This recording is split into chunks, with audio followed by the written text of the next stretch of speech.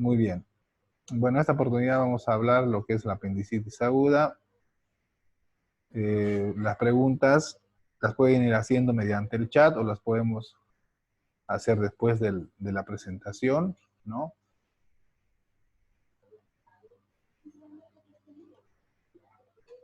Ok, bueno. Entonces, empecemos con la apendicitis aguda, ¿no? Les había dicho que la apendicitis no es otra cosa más que la inflamación, ¿no? De este órgano que se encuentra, que es parte del sistema gastrointestinal, que es el ciego, ¿no es cierto? En la gráfica podemos ver acá la anatomía normal, ¿no? Aquí, vemos aquí lo que es el ciego, vemos la parte terminal del intestino delgado y anexado a esto tenemos el apéndice, ¿no? Entonces la inflamación de este órgano va a producir una apendicitis aguda y la causa generalmente es obstructiva, ¿no es cierto? En la mayor parte de la fisiopatología la causa es obstructiva. En un 60% se ha visto que puede haber una hiperplasia de los folículos linfoides. Recordemos que parte de la fisiología de la apendicitis es linfoidea, ¿no es cierto? Sobre todo en pacientes pediátricos, ¿no? Que tras alguna infección, ¿no? Se puede producir una hiperplasia, lo cual va a llevar a una obstrucción del lumen, ¿no es cierto? En un 30-40% tenemos por fecalitos o apendicolitos, ¿no? Algún cuerpo extraño que obstruye el lumen. Los cuerpos extraños, un 4%, y los tumores apendiculares, menos del 1%, ¿no? Entre los cuerpos extraños podemos mencionar algunas parasitosis, como las ascaris lumbricoides, ¿no es cierto? Entonces, la apendicitis constituye la patología quirúrgica aguda de abdomen más común en nuestro medio, ¿no? La emergencia es muy común, pacientes con apendicitis, ¿no es cierto? Bien.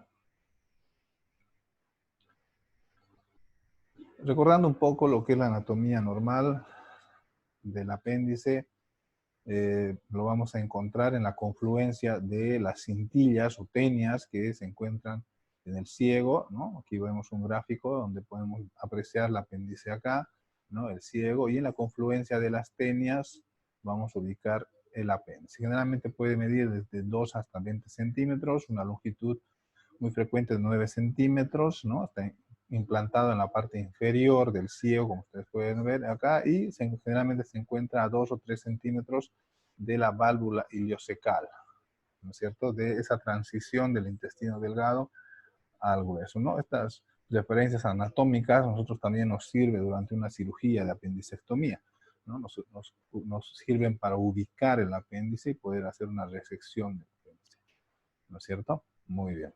Eso en cuanto a la posición anatómica del apéndice. También recordar la irrigación, ¿no? Sabemos que la arteria apendicular es una rama de la arteria mesentérica superior, ¿no? La famosa arteria ileo-bisecoapendicular, en realidad, ¿no? O arteria ileocólica simplemente. Va a irrigar todo lo que es el apéndice, como puede ver acá en la figura, y el drenaje venoso está dado por la vena porta, ¿no es cierto? Bien. Dentro de la epidemiología se dice que el 8% de los habitantes en algún momento van a desarrollar o van a sufrir una apendicitis aguda. Generalmente la edad es entre los 10 y 30 años, ¿no? Una complicación muy frecuente es la peritonitis por apendicitis perforada, que tiene bastante mortalidad en nuestro medio, ¿no es cierto? Y dentro de las posiciones del apéndice, es lo que vamos a ver más adelante en un gráfico, la posición retrocecal, ¿no? Es una de las más frecuentes, al igual que la posición pélvica, ¿no es cierto? Esto en relación al extremo distal, ¿no? Al tercio distal del apéndice, ¿no? Sabemos que está implantado en la cara interna del ciego, pero el extremo distal puede variar, ¿no es cierto?, de posición.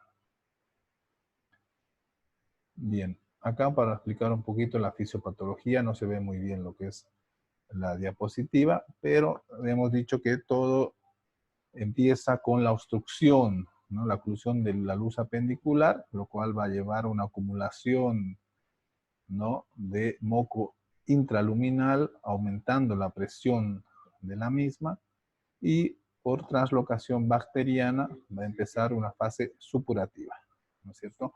Hasta este momento tenemos la fase congestiva de la apendicitis, y luego cuando ya hay una translocación bacteriana empieza la fase supurativa, ¿no?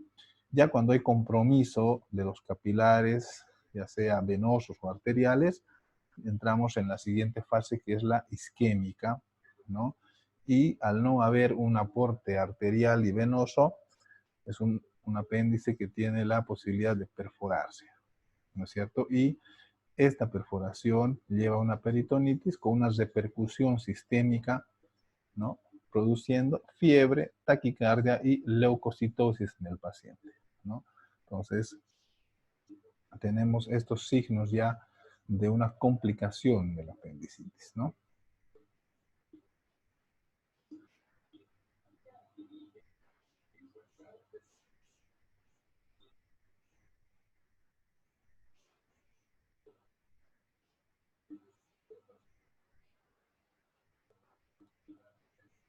Vamos a adelantar un poquito el video.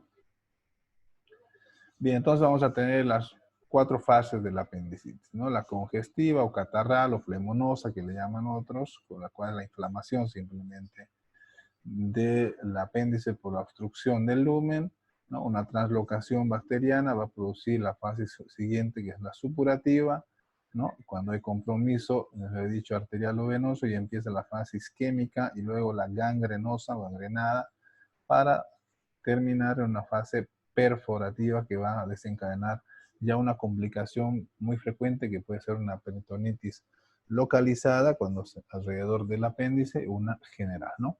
Este cuadro también nos ayuda a entender un poco la etiopatogenia correlacionada un poco de la clínica, que vamos a ver más adelante, ¿no? Entonces, la fase focal aguda de apendicitis, de inflamación, ¿no?, va a empezar con un dolor visceral mal localizado, generalmente en epigastrio o región periumbilical, ¿no?, la cual se va a ir localizando, ¿no?, en fosiliaca derecha, ¿no? Ya cuando hay una fase supurativa, ¿no?, generalmente el dolor se va a ir localizando, ¿no?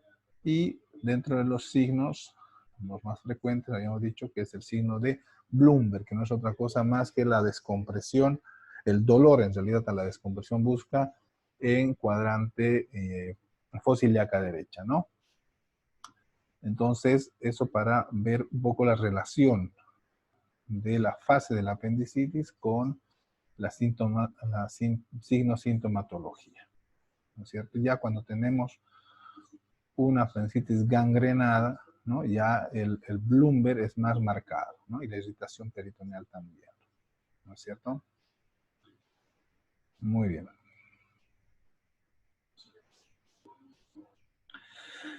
Pero ¿qué bacterias van a producir una colonización de ese apendicitis, ¿no? Generalmente, entre las principales tenemos Escherichia coli y Bacteroides fragilis, ¿no? Son bacterias de tipo anaerobia principalmente, ¿no es cierto? Como ven acá, ¿no? Y otras, la Escherichia coli, que es aerobia. Entonces, son las principales bacterias que van a producir la fase supurativa. Dentro de la parte clínica, ¿no?, mencionarles la famosa cronología de Murphy, que ya hemos visto en las clases, ¿no? Ese dolor que empieza visceral, principalmente en una primera fase, ¿no?, que puede iniciarse en epigastrio o mesogastrio, ¿no?, el cual va a migrar a fosiliaca derecha, ¿no?, la famosa secuencia cronológica de Murphy, ¿no?, que les había dicho que también es hoy muy importante porque es tomado dentro de los que son los criterios de Alvarado, ¿no es cierto? A esto se va a sumar otro síntoma muy importante, que es la anorexia, ¿no?, también tomado muy en cuenta ahora en los signos de Alvarado. Dentro de otros, las náuseas y los vómitos y la fiebre, ¿no?, persistente, ¿no? Ya en una segunda fase, la fase somática, ¿no es cierto?, que se puede dar a las 4 o 6 horas después de iniciar el apendicitis, ¿no? Esta migración del dolor hacia el punto de McBurney se va a producir, como dice acá, en el 100% de los casos, ¿no es cierto? Esto se debe a qué? Al contacto del apéndice inflamado con las terminaciones nerviosas que hay en el peritoneo, obviamente que en el peritoneo parietal, ¿no es cierto? Entonces el contacto del apéndice inflamado nos va a dar el famoso signo de Bloomberg, ¿no? Bien, otros síntomas como los náuseas y los vómitos, generalmente frecuentes en niños, y en algunos casos, debido al hilio paralítico que produce ya el dolor del apendicitis, va a llegar a producir una constipación en muchos casos, ¿no?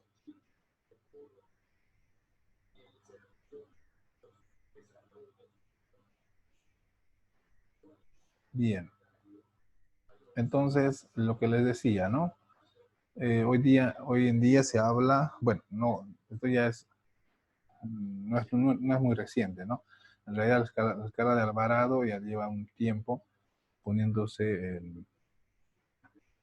o sirviéndonos para hacer un resumen de los signos, síntomas y laboratorios que pueden ayudarnos al diagnóstico de una apendicitis, ¿no? Entre los síntomas que toma en cuenta está el dolor migrante, ese dolor que migra hacia la derecha, le da un punto, ¿no? La escala de Alvarado. La anorexia también recibe un punto, las náuseas y los vómitos otro punto. Dentro de los signos, ¿no es cierto? El dolor en fosa ilíaca derecha merece 2 puntos, ¿no? El dolor en rebote a la palpación un punto, lo que es el famoso Bloomberg positivo, y la fiebre un punto, ¿no? La leucocitosis, generalmente mayor a 10.000, ¿no? Recibe 2 puntos, y el desvío a la derecha, ¿no? Lo que es la leucocitosis con predominio de neutrófilos, ¿no? Va a llevar un punto. Entonces, cuando la sumatoria de estos signos, síntomas y criterios laboratoriales hacen más de 7, estamos ante un cuadro sugestivo de apendicitis, ¿no? Bien.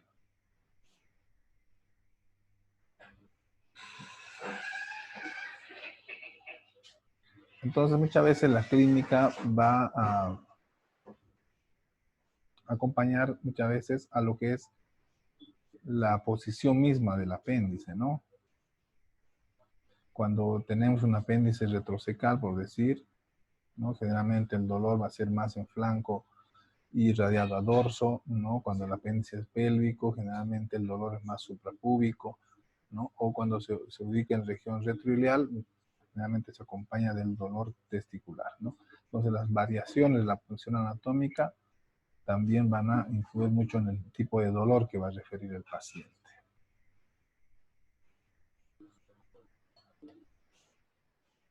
Dentro de las maniobras que vamos a utilizar para poder diagnosticar una apendicitis, ¿no? Tenemos primeramente que localizar, les había dicho, lo que es el punto de McBurney, ¿no? Ese punto que se ubica en una línea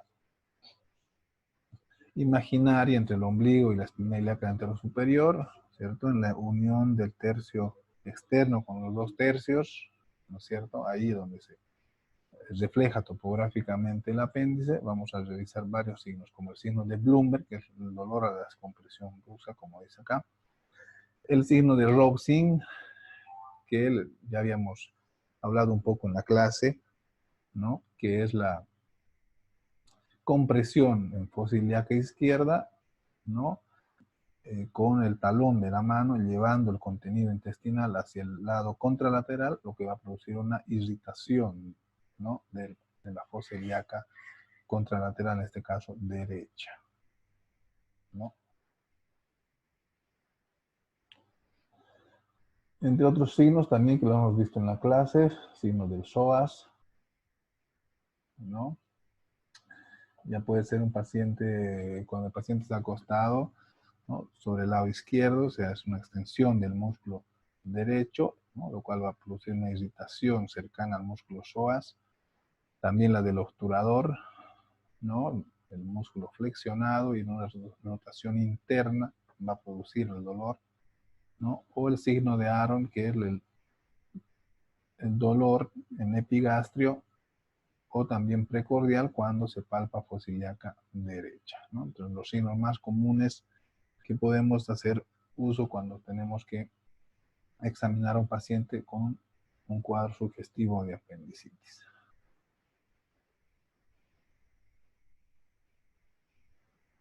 Bien, dentro del diagnóstico es muy importante la clínica, sobre todo recordemos que la apendicitis aguda tiene un diagnóstico clínico sobre todo, ¿no? Por eso es importante hacer una buena historia clínica desde la anamnesis del paciente, ¿no? Luego hacer un examen semiológico muy importante también, ¿no es cierto? Hacer las maniobras, hay miles de maniobras, pero las que hemos visto son las más frecuentes. Y dentro de los laboratorios, hemos visto que un simple hemograma nos puede ayudar al diagnóstico con una leucocitosis mayor a 10.000, ¿no es cierto? Y una neutrofilia, ¿no? También podemos complementar con algunos otros exámenes, principalmente para hacer descarte de otras enfermedades, ¿no? Generalmente en las mujeres, una patología muy frecuente que hay que hacer un diagnóstico diferencial son las infecciones urinarias, ¿no? Vamos a ver aquí en la siguiente diapositiva, ¿no? Entre las principales diagnósticos diferenciales, ¿no? Las infecciones del tracto urinario, ¿no? Patología tubovárica, ¿no? Enfermedad pélvica inflamatoria, también una torsión ovárica puede simular una apendicitis, un embarazo ectópico, ¿no? Una endometriosis. Los quistes de ovario son frecuentes también que pueden producir sintomatología parecida a la de un apéndice, ¿no? Entonces, para descartar estas otras patologías, pues tendremos que pedir algunos laboratorios o pruebas de gabinete, ¿no? Desde pruebas de embarazo o ecografías ginecológicas, ¿no es cierto? Bien. Entre los diagnósticos diferenciales en los hombres, podemos descartar una torsión testicular cuando el dolor es bastante súbito, ¿no? Una epididimitis, ¿no? La inflamación del epidídimo, cuando la patología generalmente es crónica, ¿no? Un cálculo renal derecho o cálculo ureteral también muchas veces confunde un cuadro de apendicitis. No, en los adultos mayores algo que hay que tener muy en cuenta son las diverticulitis, que simulan mucho un cuadro apendicular. Ya es muy importante las diverticulitis. En algunos casos también eh, patología oncológica, ¿no? Carcinomas de colon, en algunos casos pueden también simular un cuadro de apendicitis. Dentro de las complicaciones, habíamos visto, están dadas principalmente por la perforación del apéndice cuando no se hace un diagnóstico adecuado, ¿no? Y la complicación generalmente es la peritonitis, ¿no? Que puede ser, ya les había dicho, localizada o generalizada, ¿no es cierto? En algunos casos incluso puede llegar a obstrucción intestinal por el mismo hecho de la contaminación de toda la cavidad abdominal, ¿no es cierto? Y entre otras complicaciones, cuando ya tenemos un cuadro de peritonitis, podemos esperar infecciones de la herida operatoria, ¿no? Bien. El tratamiento va a ser netamente quirúrgico, como hemos hablado ya en una oportunidad, ¿no es cierto? Cuando se trata de una apendicitis aguda en una fase flemonosa, se realizará una apendicectomía inmediata, ¿no? Se puede hacer, vamos a ver en la siguiente diapositiva, los diferentes tipos de incisiones que nosotros hacemos cuando tenemos que operar un paciente con apendicitis aguda, ¿no? Cuando ya tenemos un cuadro más complicado, con peritonitis generalizada, ya tenemos que hacer un manejo previo del paciente, ¿no? Realizar profilaxis, realizar antibióticos, ¿no? Realizar una reposición hidroelectrolítica en el caso del paciente así lo amerite, ¿no es cierto?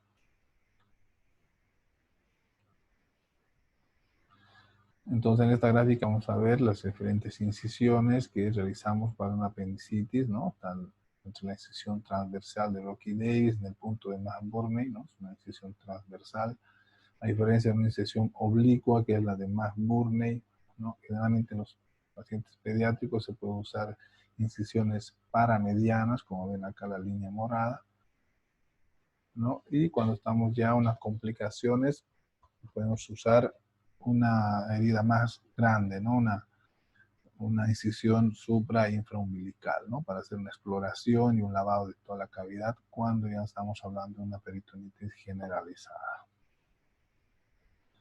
En esta gráfica podemos observar lo que es el procedimiento mismo de la apendicectomía, ¿no? Que consiste básicamente en hacer una exéresis, un retiro del apéndice previa ligadura de la arteria apendicular y la base apendicular, que es el segmento por el cual está unido al ciego, ¿no? Entonces ahí podemos ver los diferentes pasos que sigue una apendicectomía típica, ¿no?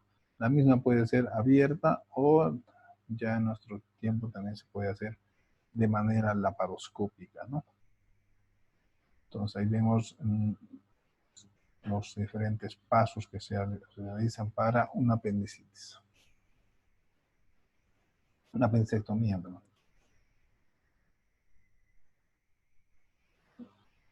¿No? Esta es una gráfica que muestra una apendicectomía abierta y la que puede ser también laparoscópica, ¿no?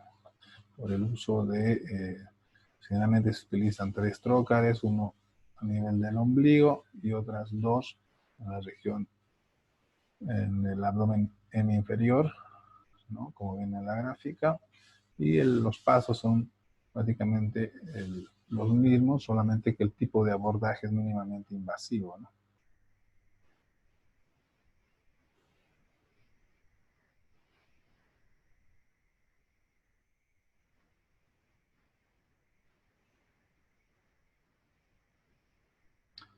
Bien, dentro del pronóstico y la tasa de mortalidad, ustedes van a ver que conforme hay el grado de apendicitis avanza, también la mortalidad es mayor, ¿no es cierto? Una apendicitis aguda simple, hay una tasa de mortalidad de 0,1%, una apendicitis perforada de 3 a 5%, como ven acá.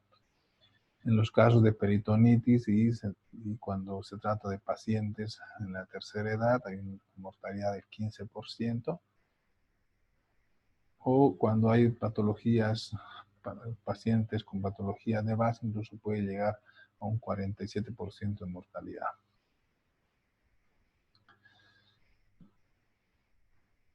¿No? En una apendicitis aguda simple, la recuperación generalmente se dará en 3 a 4 días, ¿no? Pero ya en pacientes complicados con cuadros de peritonitis generalizado, sepsis, ya en muchos casos requieren tratamiento especializado en terapia intensiva, en muchos casos, ¿no? ¿Cuándo vamos a dar de alta a un paciente postoperado de una apendicitis aguda? Cuando cumple los siguientes requisitos, ¿no? Cuando el paciente esté con buena tolerancia oral, ¿no? El paciente esté afebril, asintomático, ¿no? Cuando hay un tránsito intestinal adecuado, y esto va a estar dado sobre todo por la buena tolerancia que presente el paciente, ¿no? A la auscultación habrá unos ruidos hidroaéreos positivos, ¿no? Normoactivos, ¿no? El paciente estará asintomático, no estará nauseoso, entonces son criterios de alta para poder, que evidencian que un paciente ha cursado un recuperatorio posoperatorio normal, ¿cierto?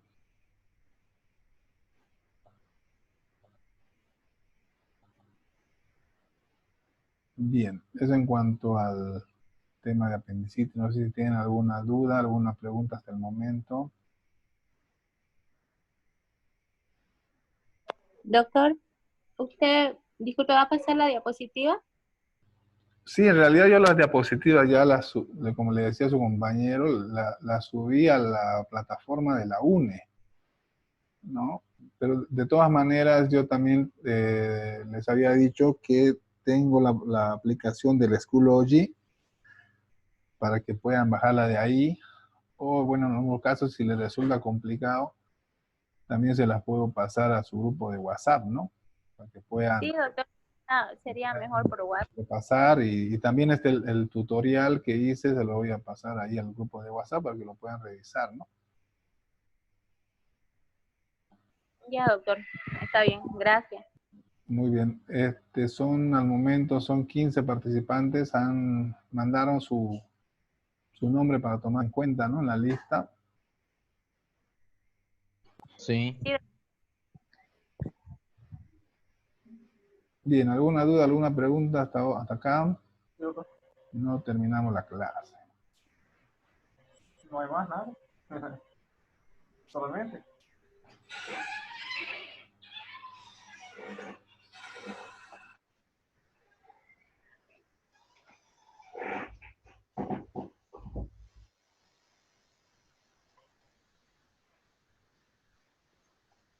Gracias, doctor. Bien, si no hay ninguna duda, terminamos la clase y los espero al otro martes que tenemos otra clase, ¿no? sí, doctor.